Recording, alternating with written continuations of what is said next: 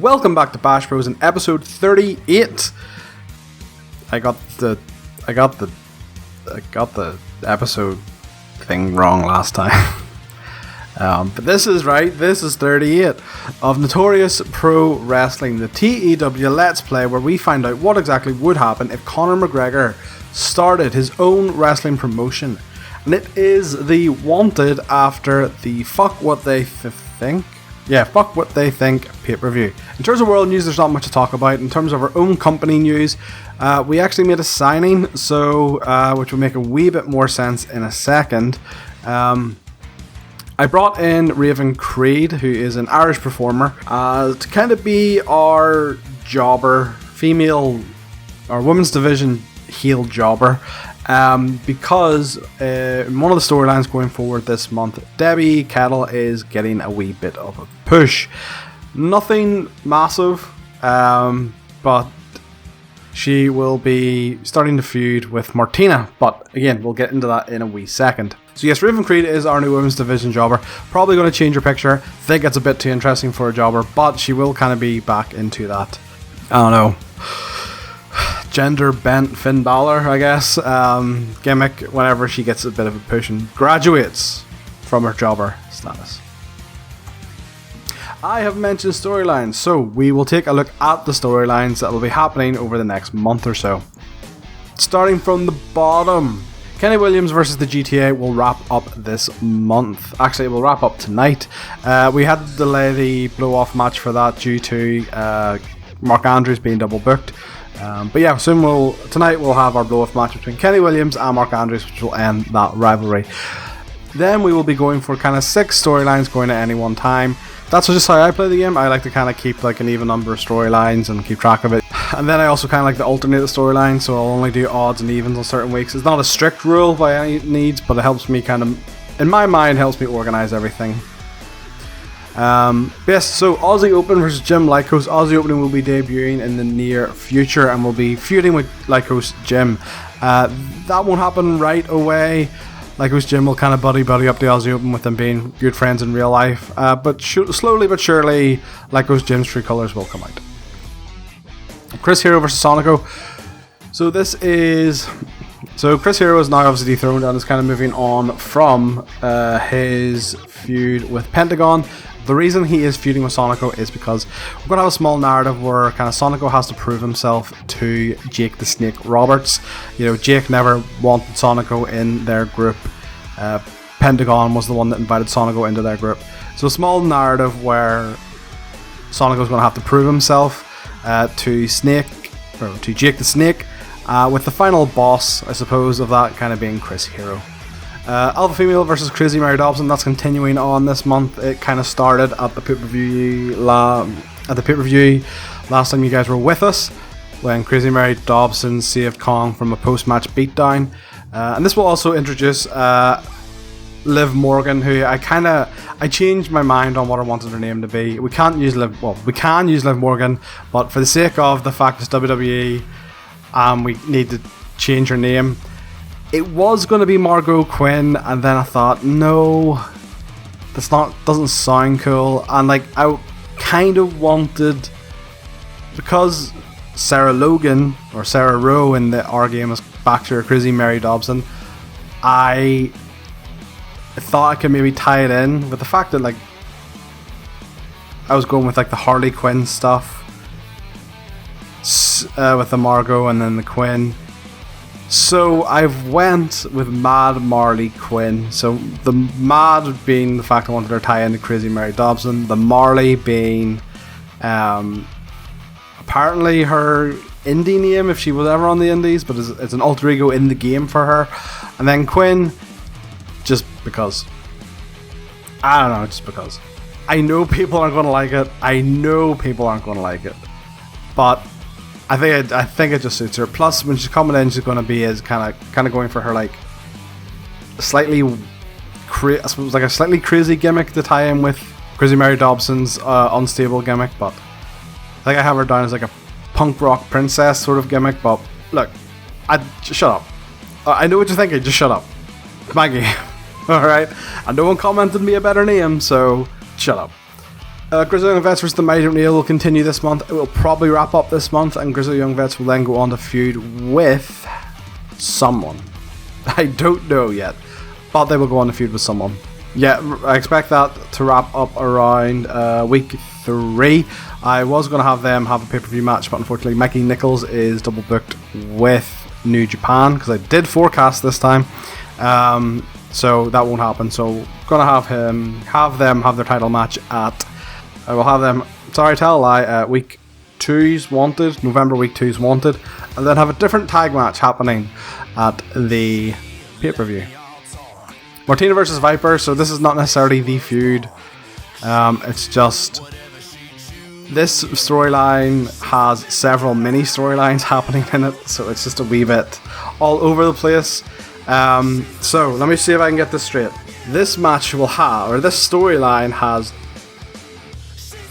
3 different storylines going into it.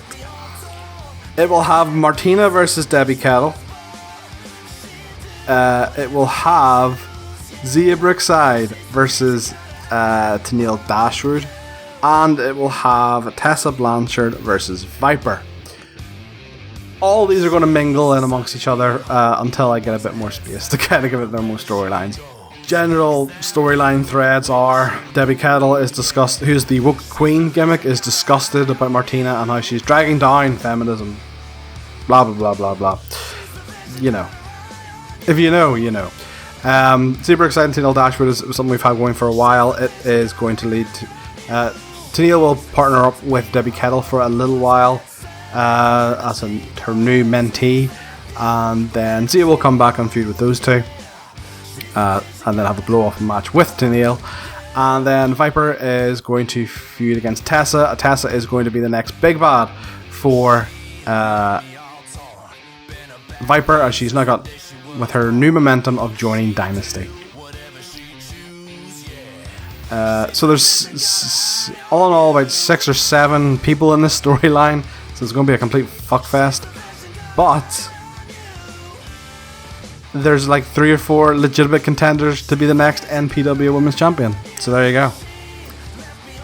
I know who it's going to be, and I may have said it in the past, but I won't say it now. And our kind of big storyline is going to lead to Easton Reese versus Pentagon Jr. for the NPW Championship, which is going to be a culmination of the Coach Doug storyline, so it's kind of been renamed into this. Reese won't get a shot right away. He's got to go through a wee mini arc of earning it and becoming ready to face the darkness as Pentagon. So it will be the first match, or the first pay-per-view for this is going to be actually James Storm versus Penta. But as we know, Reese and James Storm are kind of buddy-buddy at the minute, so... but yeah, that will blow off with Reese versus Penta. So that's our storylines going forward for this month. So with everything out of the way, let's book it. Okay, and we are back, coming at you from the Ringside Club in Ireland. It is Thursday Night Wanted.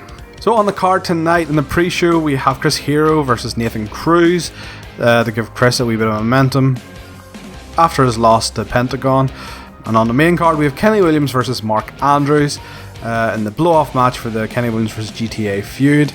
We have the debuting Les Artistes versus the Mighty O'Neill. Les Artistes are a newly signed team who are destined to be our heel jobber team. So they are. And in our main event then, we have Ace Austin and Will Hobbs versus Easton Reese and James Storm. So let's start the show. So in a backstage angle, Jake the Snake Roberts and his boys, Penta and Sonico, get in the face of James Storm, Easton Reese and Doug Williams. James reminds Jake he still hasn't forgotten what Pentagon did to him. I was originally going to have James Storm spit beer in Jake Roberts' face, and then I remembered that's probably not the most tasteful thing, as Jake Roberts has a history of alcohol issues. So he just kind of so as kind of the faces are walking off, James Storm will shoulder barge past Jake the Snake Roberts. This will really piss off Jake. 55 segment, 3 good talkers in this, which was James, Jake, and Penta. Then in a backstage promo, Jen is talking to Kenny Williams, who mocks Mark Andrews, saying he should have kept hiding in Attack Wrestling. Attack is where Mark was double booked and didn't make it to the pay-per-view. So there we go. And Kenny with his new heel face picture. That's not what it is. And Kenny with his new heel icon picture thing. So this is obviously Kenny's new look in NXT UK, where he has a clean bum, he's clean shaven, and I was not prepared. Kenny Williams was a handsome man. Kenny Williams is surprisingly still very handsome without the beard. So yeah, really surprised by I'm just like, his gin should be classified as an illegal weapon. That's how handsome Kenny Williams is. But yep, so that's Kenny's new heel picture to go with his new heel persona. 51-minute segment, which is pretty good from Kenny. And in the pre-show main event, in a match that had fantastic heat and good wrestling, Chris Hero defeated Nathan Cruz in 14:47 with a rolling elbow. Hero had a 55 and Cruz had a 39. 48 rated match, but it went quite short. On to the main show then. In an exceptional match, Kenny Williams defeated Mark Andrews in 14:54. Kenny had a 53 and Mark had a 57. Grado did some good work at ringside. 53 match, which is pretty good. Actually, it's very good. That could have main evented the show. Then in a backstage angle, Jay Lethal and John Grisham and the Mighty Don't Kneel are all in Conor McGregor's office arguing. Conor says, if you get it sorted, you know, the Mighty Don't Kneel need to worry about their own match tonight, let alone a match in the future. 82, Conor did all the talking. Speaking of the Mighty Don't Kneel's match, the Mighty Don't Kneel defeated Les Artistes in 10:24 when Shane pinned Peter with a Thunder Valley. Peter got a 33, Lucas got a 27, Shane got a 53, and Mikey got a 55. And the pompous gimmick, which both Lucas and Peter had, got great, which is nice. Lucas was off his game, however. That's okay. 43 rated match. It was 10 minutes. It was just above a squash match. So I'm more than happy with that. Post-match, grizzled young vets come out and start mocking the Mighty Don't Kneel, saying they'll never get a rematch until the Aussie Opens music hits and they debut, interrupting the Grizzled Young Vets. So Kyle Fletcher debuted his Aussie Arrow gimmick, got a great, and Mark Davis debuted his Dunkzilla gimmick, which also got a great. 44 segment, which I'm happy with. Backstage, Jake the Snake Roberts is angry because he was disrespected by James Storm and tells his boys they need to sort this out. However, he is particularly aggressive at Sonico and takes his frustration out on him. 57 segment with 2 good talkers in it. So this is just to kind of further the storyline for Sonico and Jake, where Sonico needs to prove himself to Jake the Snake Roberts. And in our main event, in a bout that had fantastic heat and great wrestling, Ace Austin and Will Hobbs defeated Easton Reese and James Storm in 2022 when Will Hobbs pinned James Storm with a frog splash. However, Pentagon interfered in this match. Will Hobbs had a 42, Will had a 42, Ace had a 53, James had a 52, and Easton had a 47. Overall leading to a 50 rated match. So before the show, James Storm actually said he was willing to put Hobbs over as a promise. So that's why I was actually originally going to have the faces go over this, and then once that popped up, I thought, oh, opportunity to get someone over, why not? So I put Hobbs in the match, and I put Penta in there just to kind of keep its storyline appropriate. Like, it'd be random if Will Hobbs just randomly won a match, you know. So yes, to say that is a good win for them, and I suppose it will tie into a match at the pay-per-view, which will be Easton Reese versus Ace Austin. Post-match, the heels Pentagon and Sonico attack and bloody James Storm and Easton Reese. 57 segment. Again, just to kind of keep that feud going. 57 rated show overall, which is pretty good. Pretty good. We have news then coming out of Wanted, which is Wade Barrett has apparently pissed people off in NXT where he works. So I've actually shortlisted him on the off chance they sack him. It'd be nice to have him in as a colour commentator. But yes, that is it for another episode of Notorious Pro Wrestling. As always, if you have enjoyed this episode, leave a like and do subscribe to the channel.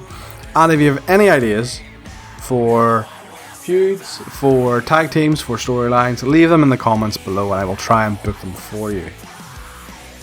With all that being said, I will see you next time on Bashford.